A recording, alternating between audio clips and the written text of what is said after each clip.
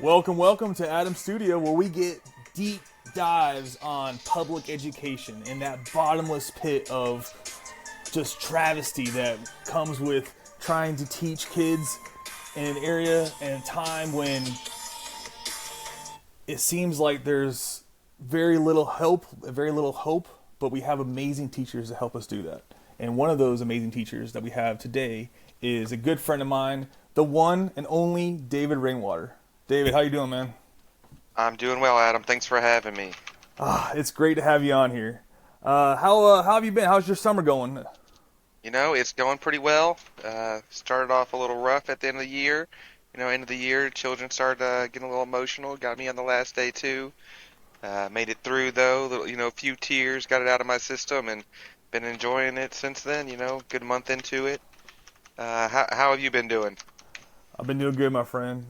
Just Good to hear. working on some classes, and just working on trying to get in better shape and doing some hiking and whatnot. Nothing too crazy, but yeah, no, I totally understand the fact that at the end of the year, the kids, they get super sad because you're not their teacher anymore, and you're a fantastic teacher. So Thanks, man. I'll tell you, it's one of those things where I told myself it wasn't going to happen to me, but then once it happened, it happened.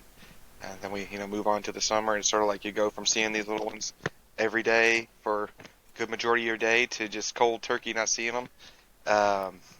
It's and a lot of times it's a breath of fresh air, but after you get your bearings again, it's like, wow, I miss those little kids.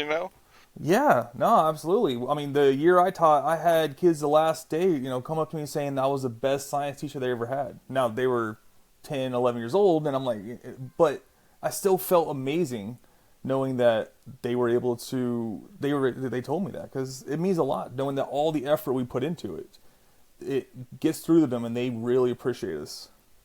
Yeah, yeah, that's true. And And this you, year, you were a third grader teacher instead of fifth grade, so now you get to see your kids next year in fourth grade, and when they come yeah, by. it's pretty interesting. I was really looking forward to that, but with the redistricting in my district, the rezoning, a lot of the kids that I would have got to see next year are actually going to be at a different school. I only had a handful who are returning to the same school, but luckily, I think the reason we brought me here today was to talk about technology. Luckily, they might be going to a different school, but they're never completely out of touch since we can just email and keep in touch in that way and the other avenues that we have through That of course, we use all the same programs between the different schools, right? exactly. So I'm sure I'll get a couple of different clever messages from kids who are no longer in my class next year, but it's all good. I'm looking forward to hearing from them. That's amazing, man. I'm really glad to hear that these kids are going to be able to stay in contact with you and be able to share things with you on their fourth grade journey and from then on. So, by the way, great segue into what today's topic is about. We are working on the resources of technology that teachers use in their classroom. So, you might ask if I ask you a few questions. Sure, sure. All right. So let's start with something simple. Let's see. How often do you use technology in your classroom? Every day, every single day. I mean, we have it's not exactly 100% required, but we do have a recommended amount of time that we let the kids use our different programs and applications approved by the district for, math and ELA lessons on computers. Some of them, we're independent, where we can just get them on there. It's really great for when there's substitute teachers and things like that. Something they're familiar with, something they always know to do. Go do their lessons for math or ELA on the computer. It's one of those things that there's never nothing to do in the classroom if you got that computer with their self-paced, lessons waiting for them at any time. So yeah, absolutely every day. That's great. That's good to hear because I mean these kids they're so tech savvy these days. Just coming in, even to kindergarten, they know more than some adults do, right? So the fact that you're continuing on with their education and technology is extremely important for their Oh, development. oh yeah, they know a lot. It's funny, they know a lot about what they know about a lot about. If I had this great idea last year to go ahead and grab just a point and click camera from like a secondhand sale, and I took it to the classroom and I brought it in, and for you and me, it might be 100% commonplace or even just a boring little camera. You turn it on, the lens comes out a little bit, and screen pops on. You start taking pictures. Not the best pictures you ever saw. Of course, your phone is probably 10 times better these days, but these kids were amazed. I turned it on. They said, oh my gosh, what is that? A transformer?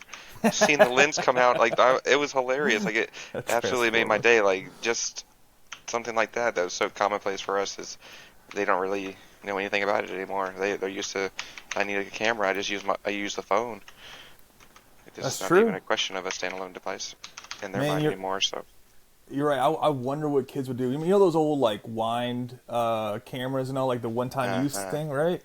I mean, you yeah, and had you had no to idea what you were taking. You took a picture. You hoped that you were focused on what you were trying to take a picture of. You never saw it until weeks later. You got it developed. So yeah, that's true. And I actually something I did do this summer between letting school out and now was I volunteered at the 4-H camp. And while oh they're there, yeah, they're not allowed to bring phones. really? So it's absolutely phone free, and the only way they can take pictures is if they bring a disposable camera. And What? yeah, absolutely. A lot of them, they're just having a ball with that too, just because they've never had to wind it up, and they're showing each other like, look, no, you have to do it in this order, or it's not going to work. I don't know. We can't look at the picture. Like, I'm going to see it later, I guess. I don't know. So, That's crazy. You know what? That is amazing. The amount of besides the cameras, like what other major changes did you see from your normal classroom that you taught every day versus the 4-H where they try to shy away from technology? well, I mean, definitely the difference of not having the kids well, they're not even really the third graders. They're not really on their phones. The fifth graders a few years ago, they had a tendency to try to sneak their phone every once in a while, but the third graders are pretty good about it. But just the total absence of any kind of technology. I mean, if they didn't have without a phone, they don't have access to a lot of basic tools that we take for granted, like knowing the time, right? Most of these kids aren't wearing a watch. They're encouraged to wear a watch, but they're not wearing most of these kids don't have a watch on because they weren't allowed to bring smartwatches. So, I mean, just anything from knowing the time to be able to look something up real quick, you could just tell if they were a little caught off guard of not having that kind of thing right at their fingertips. But it's definitely a bit different. Definitely a bit different. Did those kids end up It, adapting after a while though? Like after a few days, were they starting to kind of get used to it? oh yeah, absolutely. And we kept them so busy, and it was nice and hot out. Not sure if you were around the area last week, but it was Man, mid to low 90s a good bit of the week. So it we jumped barely like got crazy. any. Yeah, we Yeah. barely had any shade. So it was definitely a toasty week. We kept them busy and having a lot of fun. They didn't even realize they weren't didn't have their social media or their other technology fixes once we got them, into what we were doing. Right. So, but versus like the regular school year, where I mean, it's you have to kind of set like a set schedule. It's hard to keep them more physically busy, right? So you just got to work with the on the technological mental side of keeping them busy. What benefits? What are the benefits of using technology in the classroom? What's something that you think is a positive thing when it comes to technology in the classroom? Well, something I really like about it is, of course, I mentioned earlier, they have access to self-paced lessons.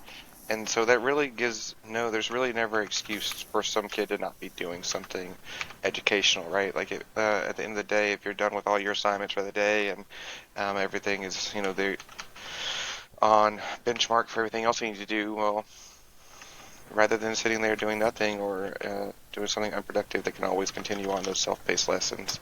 And then, further from that, they can always, the one thing that's always a time, I don't want to say a time waster, but something that really uses a lot of time for me is grading, right? So one thing I like to do is take some of the things that would have been graded on paper, or a quiz or a test that would have been paper, and transfer it over to a digital format like quizzes, or the kids really like, what is that program? Um, Clover? there's another one. I can't remember. Blooket.